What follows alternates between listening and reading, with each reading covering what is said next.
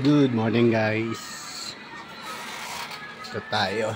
Flex ko lang yung mga halaman ko. Yan.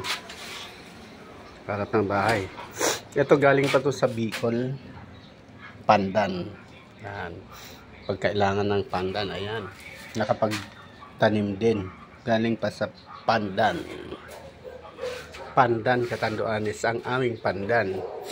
Flex ko lang itong tinanim ng asawa ko. Buto ng ginulay niyang ampalaya. Ayan, mataas na oh. Yan, may ano na siya.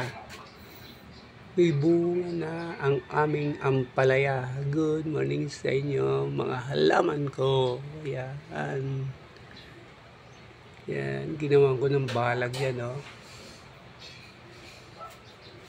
Namumulaklak na siya guys. Yan. Tapos may ano na nga ito oh. Ang ganda na. Yan. Ayun. Yan ato. Kung sino man mag-ano dyan, mayroon kaming bantay. Thank you for watching guys. Good morning.